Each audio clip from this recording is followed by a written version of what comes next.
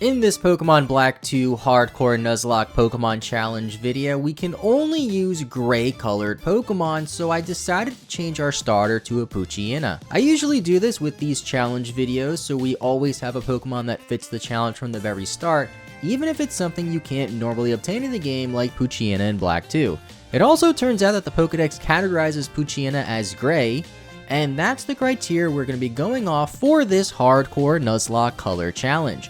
I also just think Poochyena is pretty cute. Some other gray Pokemon according to the Pokedex that we can use include Magnezone, Skarmory, Aggron, Chinchino, Unfezant, as well as some Pokemon that you wouldn't really expect to be gray like Stoutland, Whirlipede, but not Scolipede, and Zoroark. I'll leave a link in the description to the full Pokemon color list and show some on screen so you guys can get a better idea of what we're going off of. There's quite a few Pokemon here though. We actually end up losing the first battle against our rival that I named Rainbow, which I guess is the opposite of Gray, which is what I named ourselves, since Gray isn't really a color or something. I don't really know how colors work, since after doing a few other color locks like this, I learned that I'm apparently colorblind. I still refuse to believe that Chimecho and Gloom are blue and not white and purple respectively. Since we didn't have Pokeballs yet, though, in our first rival fight, the Hardcore Nuzlocke didn't technically start, so we don't have to reset, and I'm sure most of you guys know what a Hardcore Nuzlocke is in terms of what the rules are, but in case you guys don't know what a Hardcore Nuzlocke is, here are the rules on the screen, and they're also in the description if you want to read more about them. I named Poochyena Anubis, going for our classic ancient/mythical theme that we always tend to go for, that ends up having random names towards the end when I run out of ideas. I mean, to be fair, I am doing a Hardcore Nuzlocke that's only slightly different from the plethora of type-based Hardcore Nuzlocke you see on YouTube already, so I guess we can't be too surprised at the running out of ideas part. Things go pretty smoothly leading up to the Charon fight. This might seem like a shocker if you've seen my other Hardcore Nuzlockes. They have a tendency to go, well, not smoothly, especially early on. If you do want to see me play through more Hardcore Nuzlockes and see more of the early game especially, I do stream some of these runs live on Twitch, which is linked in the description, you should totally check out. And also consider leaving a like on this video, since one like helps a ton, and subscribe, since according to the analytics that everybody loves, most of you hearing this probably aren't even subscribed. I then catch a Pidove named Hedwig and a Lillipup named Cerberus along the way. Now, technically Lillipup isn't gray, it's brown. However, Lillipup evolves into a gray colored Pokemon once it gets to Herdier, and whenever I do challenges like this, I like to play by those rules where a Pokemon evolves into a gray Pokemon, then it's fair game. My plan for Charon's normal type team is pretty simple though. Lead with our Poochyena and go for a Howl to boost our attack, then two-shot both of his intrepid foes with Bite. This works out swimmingly against his lead Patrat, as we also force out the potion on it and take no damage from it, which is amazing. In comes Lillipup, which goes for Workup, lives a Bite, and then we get hit by a critical hit tackle to oof our starter Pokemon at the very first gym.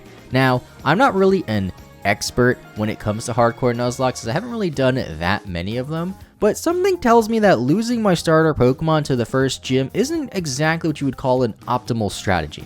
Pidove has Quick Attack though to get us out of this mess, and now we can focus on Roxy and her Poison type gym. The big saving grace for her gym is that south of Burbank City we can get a Magnemite which is immune to poison. It has Sonic Boom, which always does 20 base damage, and Thunder Shock too, and while leveling it up for the gym, Lillipup evolves into Herdier, which is gray for some reason. Magnemite is a beast in this gym though, since it resists literally every pathetic move a Pokemon would go for or is just immune to them, as we just click Thunder Shock and Sonic Boom a couple of times to get some KOs and the second gym badge without barely taking any damage. Once we make it to Castelia City and go into the smelly sewers, Pidove evolves into Tranquil, which should be a valuable asset for Berg's Bug-type gym. Now, I have played through Pokemon Black and White, as well as Pokemon Black 2 and White 2 a ton, especially this year alone. I think this is my 5th or maybe even 6th time playing through a 5th generation game this year, and almost every single time I lose my Pidove to Berg's gym because of his silly Dwebble that likes to type trump flying types with Smackdown. I wish I could smack down a Dwebble in real life, but it's a rock type, so I imagine smacking a rock would hurt my hand. So instead I lead with Pidove to air cutter his Sewaddle and one-shot it. Then I think about staying in on Dwebble to get some chip damage on it, but ultimately decide it isn't worth risking a crit which tends to happen to us sometimes, and I need my Tranquil at as much health as possible to take on the Levany. I just go to Magnemite to be our defensive tank we need and take out the Dwebble. Then I Thunder Wave his Levania and get some chip damage off, so I can guarantee that Unfezant can come in and knock it out with an Air Cutter to give us our 3rd gym badge and raise the level cap to level 30. So far, only having 1 death and 3 badges is pretty decent, and seeing the next couple of gyms, I think we can take care of them pretty nicely, but first we have to get through Colress. He has 2 Steel-type Pokemon on his team, so I backtrack to Burbank City to get the Rock Smash TM for Herdier, and just go for Work Up followed by Rock Smash on his whole team, which then scares the Crustles that were blocking our way because they also might get Rock Smashed. When we get to Nimbasa City, I go right to Route 5 and learn about hidden grottos, and in the first hidden grotto, we happen to see a Minccino that I caught and named Chili.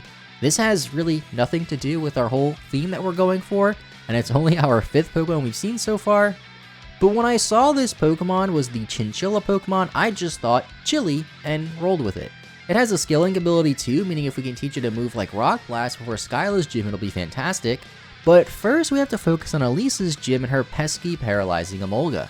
To start our preparation for this gym, I go back to Castelia City to pick up a Cherry Berry by showing this guy a flying type Pokemon in our Tranquil.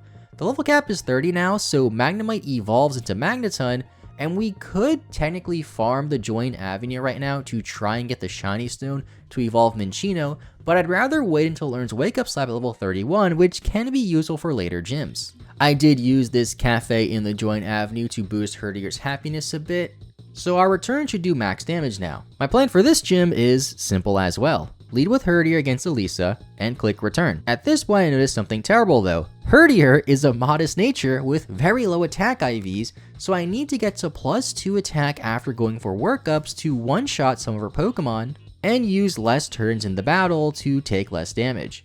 I give Herdier the Cherry Berry, set up 2 workups as she Volt Switches into Flaffy to activate our Cherry Berry from getting paralyzed. Then I one-shot the Flaffy and also one-shot the Zebstrika, which she Volt Switches into with return.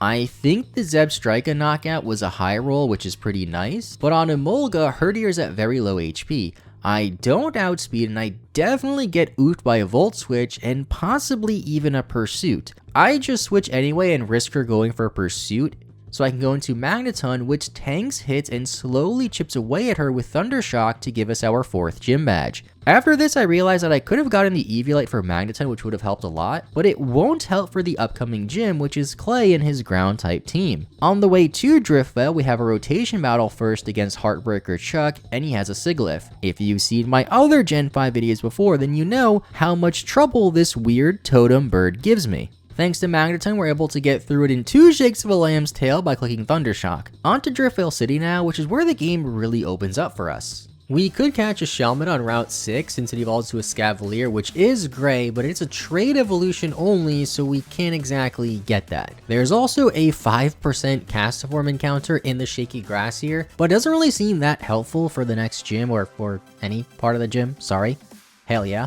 So instead I go across the route, get the Shiny Stone for Chinchino to evolve it, which we will need for Clay's gym, then realize we can also get the Chargestone Cave encounter now. I don't want to go through the full cave just yet since there's a few junior trainers in here which might cause us to be over leveled for the gym. But we can at least catch this Pharaoh Seed, which is huge. Well, actually it's pretty small since Pharaoh Seed's an actual seed. But I name it Medusa and give it the Eviolite since with the Iron Barb's ability it can tank hits against Clay's gym while also doing damage with Iron Barbs. I feel like that small damage could make a huge difference based on some of the damage calcs I've been doing, where some moves are just out of range to be a guaranteed 2-shot. We can get this Zora too from some Team Plasma guys that I can't nickname, but yup, it is gray according to the guide. Whenever I do these challenges, people always comment saying, that Pokemon's not that color, but the Pokedex says it is. And also, shiny Pokemon don't count, they're just whatever their base form is. I then spend some time training for the gym, and so many Pokemon evolve as you can see from the team corner over here. And I may or may not have accidentally had Magneton in the lead for this Junior Trainer's Ball Toy, and I may or may not have just restarted my game so I didn't just lose my Unfezant for no reason, and then I head back in and clear out the junior trainers with our new Zoroark. Now for Clay. He leads with a Krokorok with the Intimidate ability, so I can't lead with our Chinchino because I won't have enough damage output to kill everything with Tail Slap, So I lead with Unpheasant instead to two-shot his Pokemon with Air Slash, which is a special move, and is unaffected by Intimidate. I figure Clay would then send out his Excadrill here since it has Rock Slide to hit Unpheasant, and luckily he does. I then switch to Stalin to intimidate him, then go into Ferroseed to stall him out a bit with Iron Barbs to do some chip damage with Metal Claw. We do enough damage to it to where an Expert Belt boosted Wake Up Slap from Chinchino will knock it out without having to go for workup at all, and thanks to this random guy in Driftvale City who gave us the Expert Belt, we're able to take it out, otherwise this gym would have been a lot more difficult. His last Pokemon is Sandslash, and I just play it safe and go back to Ferroseed to Iron Barb stall it a bit more, and go to Stalin to intimidate it, and then finally take it out with Iron Barb's damage once I go back into Ferroseed. I really did not plan on using this Ferroseed for this gym. I remember when I caught it, I thought that Clink would have been a better encounter, but I think I was wrong because this Pokemon was a real lifesaver this gym. Our next task is to check out the PWT and do a small tournament, and since we have roughly 10 levels on the competition, we win. I then make our way to Mr. Alton's city where Professor Juniper informs us that we've seen 69 Pokemon. Nice. Then I run some errands, so to say. I teach Chinchino Rock Blast as a backup for Skyless Flying type gym, pick up the Magnet for Magnezone in the Chargestone Cave, which will most likely be our Pokemon that we use for Skyless Gym, which of course evolved in the Chargestone Cave by the way. Check out the Join Avenue and get this shop that boosts Stoutland's attack, because why not I guess, and then challenge Skyla. Magnezone looks fantastic here to tank hits and do massive damage with a magnet boosted Thunder Shock or Volt Switch if we need to. Skyla leads with Swoobat that goes down to 2 Thunderbolts after taking a couple of Heart Stamps. Then Swanna goes down to a single Thunder Shock, and finally her Skarmory comes in, so I go for Volt Switch, knock it down to its 30 range, then go to Ferroseed to Iron Barbs it for the win. Ferroseed comes in clutch again. After that, we fly first class over to Lentimoss Town where Ferroseed evolves into Ferrothorn, and we get a Skarmory encounter which I accidentally take out with a critical hit. A defensive steel type like this would have been great for Drayden's gym coming up, but oh well. Because of this, I decide to backtrack to the Mr. Alton Cave to get an Aeron encounter that I named Big Guy, and then level it up to evolve into an Aggron. I can teach it Ice Punch for Drayden's gym if I want to, but his Flygon has Earth Power which can easily take out Aggron and outspeed us of course. We need another plan for Drayden's gym then, but while on the way to meet him, we encounter this weird guy on his 999 Pokemon battle win streak who oops our Chinchino. We still managed to stop his win streak at 999, so he can't reach 1,000, but Minccino is such a good Pokemon in Generation 5, so losing it really stinks, and means we really need to replace something on our team really soon. It gets a bit worse though, as in Reversal Mountain, Zoroark also falls thanks to Bianca just not really helping us out in the stubble battle, as we take a Darmanitan Flare Blitz. These are some terrible losses for us to have, but we can replace one of them with Girder, which we found in the Relic Passage. I name it Brock and immediately teach it Ice Punch from the move tutor in Driftvale City and level it up to the cap for Drayden. It then evolves at level 37. I must have turned on the option to make evolutions easier while I was changing the starter to Poochyena, so now we have a Conkeldurr. I guess that means we could also get Shelmet if we want to and evolve into a Scavalier via level up, but for now let's just focus on the Drayden fight. I forgot to give Conkeldurr the Expert Belt in this battle, but I go for Bulk Up first anyway to ensure one-hit KOs, which we do end up getting on his Druddigon and then his Flygon. We're put to really low health from here when his last Pokemon and ace Pokemon Haxorus comes in, which has Dragon Dance and can easily sweep us. I have lost to Drayden many times in the past and I don't want to lose again. I decide to go into Stalin to intimidate him, then go for some returns and force out the Citrus Berry. I kind of forgot he had a Citrus Berry though, so I tried to play around it by going for return first, which did just under half, go for reversal to do just over half, and then go for return to knock him out before he decides to use a potion. I should have just clicked another return there, but he does set up 3 Dragon Dances after our initial intimidate though, and once he goes for the 4th one and has about 25% HP, he decides to go for Dragon Tail on the following turn for some reason, which always goes last, and allowed us to attack first and knock him out. That was a bit lucky since he was at +3 and could have knocked us out probably, but after the battle I realized we made a pretty big mistake. Conkeldurr is not considered gray like its 2 pre-evolutions, it's considered brown, so we technically shouldn't have been able to use it. I deposit in the PC and catch a Girder to replace it, and this one I won't let evolve. Now, after running some damage calcs, if the battle had played out the exact same where we both went for the exact same moves, but I had Girder in the battle instead holding an Eviolite, then nothing should have really changed. A +1 Ice Punch from Girder still should take out the Druddigon and Flygon in one hit, and I'm assuming I still would have switched into Cerberus after that for his Haxorus to get some Intimidates and go for returns. Hopefully you guys aren't too mad at me for that mistake, but with 7 badges in our badge case now, we set our sights to the 8th and final gym badge against Marlin and his water-type foes. Shortly after we leave the gym, Team Plasma comes along and freezes everything over. We eventually battle all the grunts and find Zinzolin and have a battle against him. His 2 Cryogonals are super annoying as they freeze my lead Girder, then confuse my Magnezone and freeze it, so I go to Aggron and yup, it got frozen by Ice Beam too. Ice just really does not like me today. Aggron thankfully thaws out though to Ironhead everything on his team, and I've been going to Aggron quite a lot lately. With that out of the way, we can focus on Marlin's water type gym, and I plan on using Ferrothorn with Power Whip here for most of the gym, since it can one-shot or close to one-shot his whole team, and we have Magnezone as a backup. Things start off very well with our trusty Ferrothorn, MVP of the team so far, as it takes out his lead Caracosta and forces out the heal through the Sturdy. His Wailord falls to 1 Power Whip 2, and in comes Jellicent with Scald, and of course it burns us, lowering our attack, so Power Whip damage isn't doing enough, as the Jellicent can just recover up more than we're doing. I switch to Magnezone here, and yup, Scald Burn again. I have no idea what's up with all of these status chance moves hitting us today, but I stay in thinking we have a chance to live another Scald, but he brines instead and takes out Magnezone. Losing my electric type Pokemon in the water gym, a water gym that has no part ground types like Seismitoad 2, doesn't look too great, but we do have Crunch on Stalin as a backup for this Jellicent to knock it out and give us our 8th gym badge at Magnezone's expense. We do have a cool replacement Pokemon coming up though in Terrakion, which is just chilling here, and yup, it's gray apparently, so I catch it. This then takes us on a very long side quest with Team Plasma and all this weird Paper Mario-esque flying base boat ship thing that eventually lead us to some boss battles, one of which is against Colress. His team is mostly steel type, so Atlas, our new Terrakion, should be the star here. We take out his Metang, Behemoth, and Magneton pretty easily, but his Magnezone has Sturdy, lives a hit, Thunder Waves Terrakion, and then knocks us out on the following turn. I thought we'd tank a hit, but seeing as Terrakion is a legendary Pokemon, one of the better ones in terms of raw offense, losing it might have been better for the video since we probably would have just swept most of Elite Four using only Terrakion.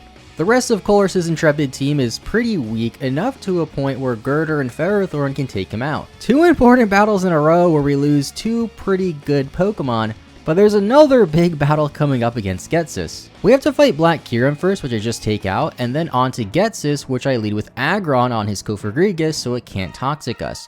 A few Iron Heads do some good damage to it, but a Shadow Ball special defense drop forcing me to go to Stoutland to crunch out the Cofagrigus. Stoutland then takes care of Seismitoad, and on Toxicroak I went to Ferrothorn, thinking it could take a hit pretty easily, and well, it did not take a hit pretty easily, so I go to Unfezant to bail us out since it can take hits decently well and knock out Toxicroak with Fly. On his Electros, everyone is pretty low, putting us in a pretty tough spot. I know that we need Unfezant because it has Roost, is the only chance we have against this Hydreigon, because it can also tank a Rock Slide somehow. So I go into our Girder holding the Eviolite. It takes a Thunderbolt pretty well and does about half damage with Low Kick, but we're at a point where I can't switch into anything since I'll just get knocked out too. And if I stay in with Girder, it will most likely fall with Thundershock since it looks like it did just over half. I just have to let Girder fall here unfortunately, so then Stoutland can come in and take out the Electros, and then he sends out Drapion. I stay in, barely hold on after tanking a Night Slash that could have easily crit us, and do just under half damage. I really don't want to lose Stoutland here because it's been with us for so long, so I go into Ferrothorn to take an X-Scissor, but unfortunately get taken out on the following turn by an Earthquake. In hindsight, I might have been better off just letting Aggron fall here after taking that X Scissor, but Unfezant is able to come in, get some roost off on Drapion and knock it out. In comes Hydreigon, and I misread Unfezant's speed stat and I thought it would be slower, but since we're a higher level, we're actually faster, so I go to Aggron, which is low but can surprisingly tank hits from Hydreigon at this range. Things here start to go pretty good. Iron Head does pretty good damage, he misses a Dragon Rush, and it seems like he has a Life Orb too because he's taking Life Orb damage, which is pretty scary. He misses a Dragon Rush in there too, which is great, and we just need this next Iron Head to connect to win the battle, but no, on the following one, he gets a flinch, and Aggron just falls on the next turn. We could have ended that battle right there, but no, we flinched. I guess I can't be 2 max to get a miss too. But Aggron's death wasn't in vain as he did enough damage to a point where Unfezant can come out and just take out the Hydreigon, giving us the win at a pretty big cost of like half our team. We really need to regroup now since all we have left in this game is the Victory Road and the Pokemon League. There's some decent options we can pick up though, like an Excadrill in the Seaside Cave that I named Mole, a Venipede in the Lost Lorn Forest that evolves into Whirlipede that we can use too that I caught, and a Remoraid in the Unadilla Bay that we can pretty much just use as oof fodder if we need to. The only other 2 options we have at this point are Onix, which is in the Victory Road that we'll get pretty soon, and Castform on Route 6 that is only a 5% Rustling Grass encounter. Since Onix will be our 6th team member and we already have oof fodder in Remoraid, I forego the Castform for now and set our sights on the Victory Road. Going through Victory Road wasn't too bad, except for this trainer right here. It can be a double battle, but one of the trainers turns, so I just go for the one unavoidable single battle since double battles are scary. He leads with the Durant and has a Ferrothorn in the back, which I can't really hit too hard with our team. Luckily, our Remoraid can learn Flamethrower somehow. Yeah, it actually can. And it takes out Durant and does enough damage to the Ferrothorn before falling, so Excadrill can knock it out with Earthquake. I didn't want to lose a Pokemon right now, but at least it was our one random oof fodder Pokemon that surprisingly got a knockout here.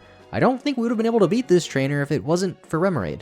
The rest of the trainers in here aren't that bad until we reach Rainbow, our rival, at the end for our final rival battle. He has a lead Unfezant with the move Swagger, so I decide to counter it by giving a Person Berry to our Stoutland. This means that we get the attack boost from Swagger, but get the confusion cured right away from the berry, meaning we can one-shot the Unfezant, take out the Bouffalante, and we learned Giga Impact via level up in the middle of this battle.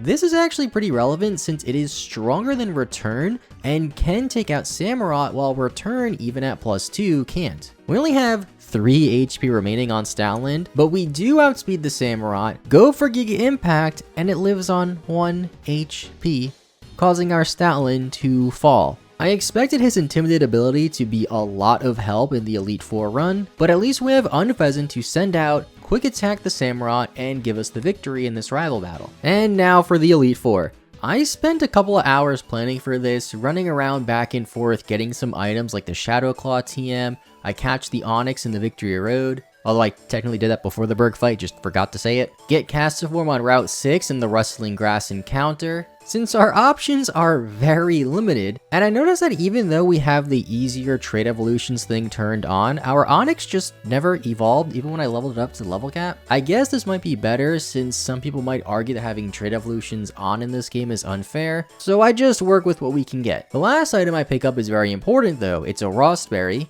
which goes into our plan against the first Elite Four member we're going to take on, Chantel. She leads with a Kofagrigus that has Will-O-Wisp, so I give Excadrill the Rostberry so it can cure any potential burn, while we go for Swords Dance, and can take out the rest of her team with Shadow Claw or Earthquake. She just doesn't click Will-O-Wisp though, as I set up 2 Swords Dances, allowing Excadrill to just sweep her entire team. Having a decisive victory like this in our very first Elite Four match makes me feel great, but there's still 3 more tough trainers here, and then of course the champion waiting for us at the very end. Second up, I decide to face Grimsley because Marshall always terrifies me in this game, and Kalen has a Sigilyph, and you know how my battles against Sigilyph tend to go. Grimsley has a team of Dark-type foes, leading with his Liepard that has Fake Out and Attract. I led with Whirlipede here because it's a bug type Pokemon to hit all of his team super effective, and it can go for Protect on the Fake Out and can't be attracted by it. We have the move Steamroller to take out Liepard in 2 hits. I did think about using the same Excadrill strategy we used against Chantel here. However, assuming his Krokorok doesn't have a minus speed nature, it will outspeed Excadrill and most likely oof it with 1 Earthquake. Whirlipede has the Eviolite though to tank some hits, and then it goes for Bug Bite on the Bisharp to take its Citrus Berry, as I have to switch to Onix, holding the Ground Gem to boost its Dig Attack. It isn't enough to knock out Bisharp though, surprisingly, in one go, but it does it on the second try. Then in comes Krokorok, the scariest Pokemon on this team. I am fairly certain it's going to go for Earthquake since it would knock out our Onix, so I go into Unpheasant to be immune. We dodge the Earthquake, then I go for Work Up as his Crunch does under half damage. I Roost on the following turn and see that we're actually faster, leading me to believe that Krokorok might actually be a minus speed nature. I go for another Roost to make sure and we're faster again, then I go for Fly and do about 75% damage. I Roost again to be safer and go to full health as we still outspeed him, and then he goes for Crunch and gets a critical hit on us. I decide to just Roost up, but somehow it outspeeds us on this turn. I'm guessing these were all speed ties and we just won like 5 in a row, and of course we lose the 1 speed tie that happens after we get hit by a critical hit. This of course knocks out our Unpheasant. From here, the team is all pretty low except for Excadrill, which is at full health but gets taken out by Earthquake anyway, and then Castiform, which is, well, Castform.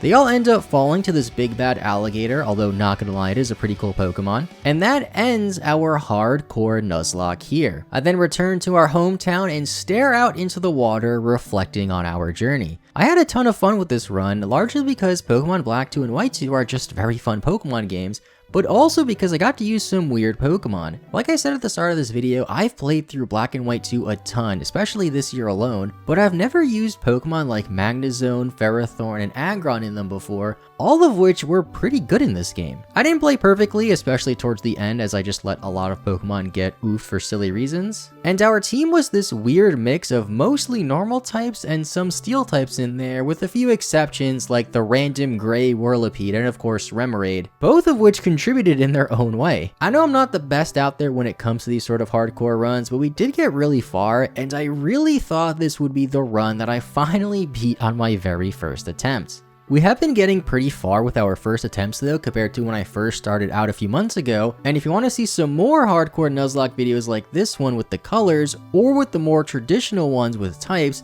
let me know in the comment section down below, and also follow me on Twitch as I stream some of these runs live. The type ones are pretty neat because you tend to have to overcome one huge weakness that your entire team has, while the color ones are also fun because it forces you to use this weird assortment of Pokemon that don't really have that much in common, but tend to be dominated by a couple of types here and there, like in this one where we had mostly normal and steel types. With all that out of the way, I just want to thank you so much for watching. Hope you all have a great rest of your day.